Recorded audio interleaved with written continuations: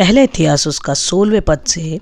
तब परमेश्वर का संदूक ले आकर उस तम्बू में रखा गया जो दाऊद ने उसके लिए खड़ा कराया था, और परमेश्वर के सामने होम बलि और मेल बलि चढ़ाए गए।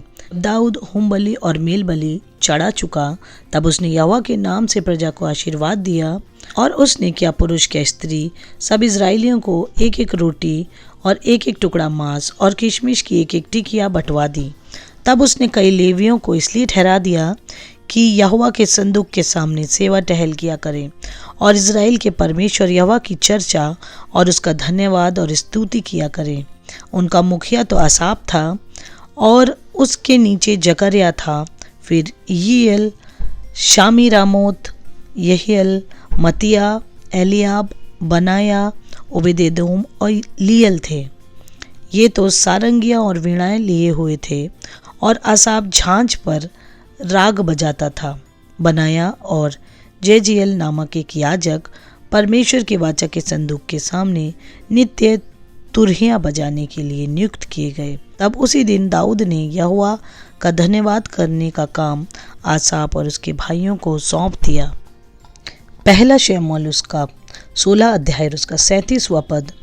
तब उसने वहां अर्थात यहोवा की वाचा के संदूक के सामने आसाप और उसके भाइयों को छोड़ दिया कि प्रतिदिन के प्रयोजन के अनुसार वे संदूक के सामने नित्य सेवा टहल किया करें। जैसा कि आपने इन वचनों में देखा कि परमेश्वर का वाचा के संदूक के सामने आसाप को दाऊद राजा ने नियुक्त किया कि वो परमेश्वर की सेवा टहल किया करें और परमेश्वर के वाचा के संदूक की सेवा टहल किया करें और परमेश्वर के सम्मुख स्तुति और आराधना किया करें।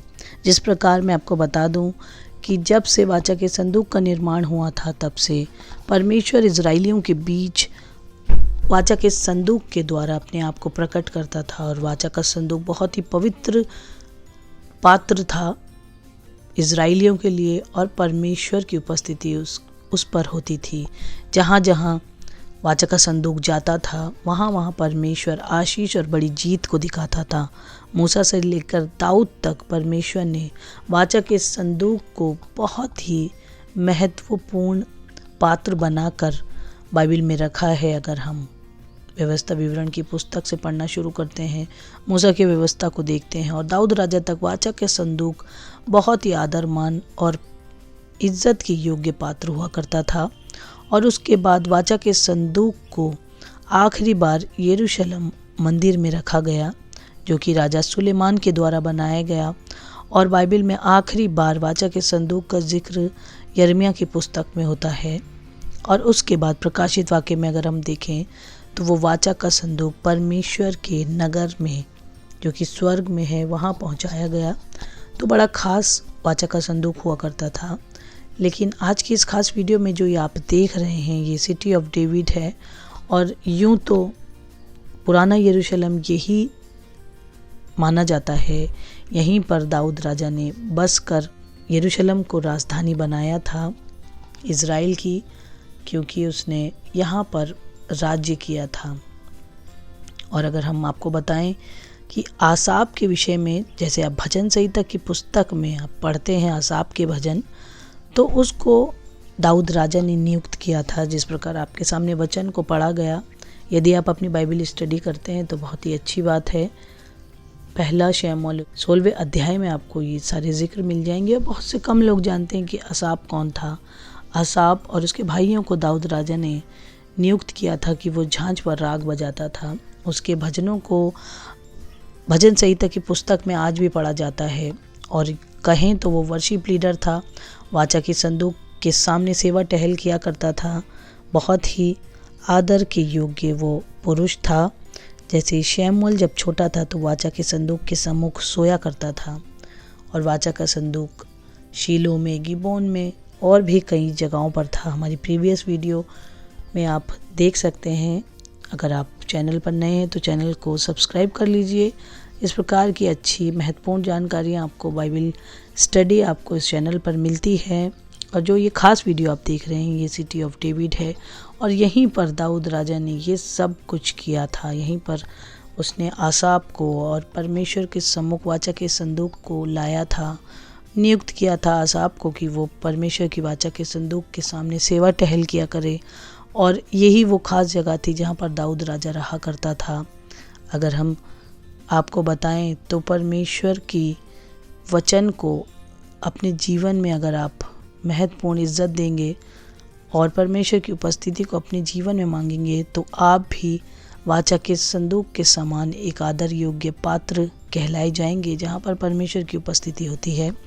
परंतु जिस प्रकार परमेश्वर अपने लोगों पर प्रकट होता था, क्योंकि पिता, पुत्र और पवित्र आत्मा ये तीन मुख्य पात्र हैं, परमेश्वर सबसे महत्वपूर्ण है और परमेश्वर उस समय पर लोगों के सम्मुख बातचीत करते थे। जिस प्रकार दाऊद राजा से परमेश्वर ने बातचीत की तो यही जगह है। यहाँ पर नातान नबी के द्वारा परमेश्वर ने दाऊद से बातचीत की और परमेश्वर ने दाऊद को बढ़ाकर पृथ्वी का अधिकारी किया, वाचा बांधी। इसी जगह पर परमेश्वर ने वाचा बांधी।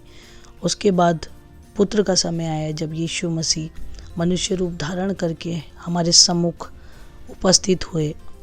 और आज के समय अगर हम बात करें तो पवित्र आत्मा का समय है जब परमेश्वर पवित्र आत्मा के रूप में बातें करते हैं। और ये बहुत ही महत्वपूर्ण स्थान सिटी ऑफ डेविड है।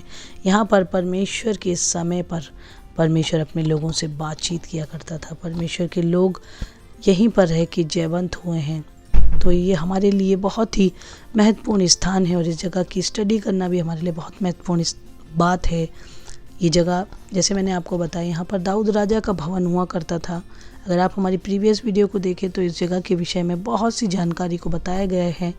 किंतु मैं आपको ये बात बताऊं कि यहाँ पर परमेश्वर ने जब वो दाऊद राजा से प्रसन्न हुए, यहाँ पर उनको बसाया और बढ़ाया और वाचाएं बांधी।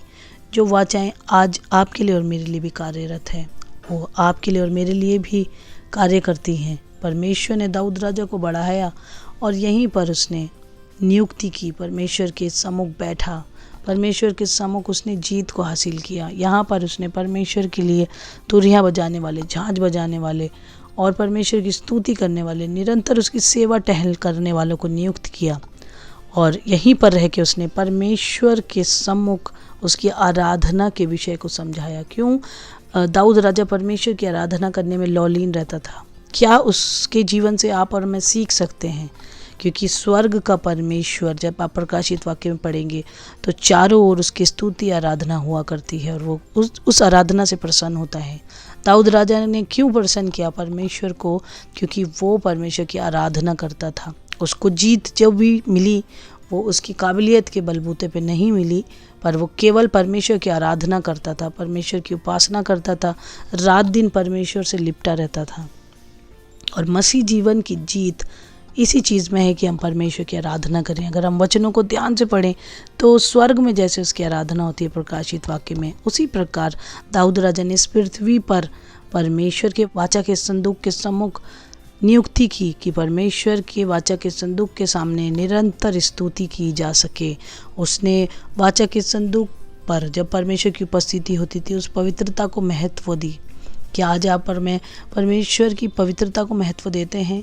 क्या आज आप और मैं उस जगह पर जहाँ पर परमेश्वर हमारे शरीरों के द्वारा, जो पवित्र आत्मा का मंदिर है, वहाँ पर आराधना करता है, तो क्या हम परमेश्वर की आराधना को महत्व देते हैं? यदि आप और मैं परमेश्वर के सम्मुख दीनता, नम्रता से चलते रहेंगे, उसकी आराधना करेंगे, तो परमेश्वर आपको, मुझको भी बढ़ाकर पर पृथ्वी का अधिकारी करेगा। आसाप के जीवन से हम सीख सकते हैं किस प्रकार का जीवन था कि परमेश्वर के वाचा के संदूक के सामने सेवा टहल किया करता था, झांझ बजाया करता था। वो एक अच्छा वर्शिप लीडर बना और उसको परमेश्वर ने आदर दिया। और वही परमेश्वर आपको, मुझको भी आदर देगा यदि हम उसकी स्तुति प्रशंसा करेंगे। जय मसीह की।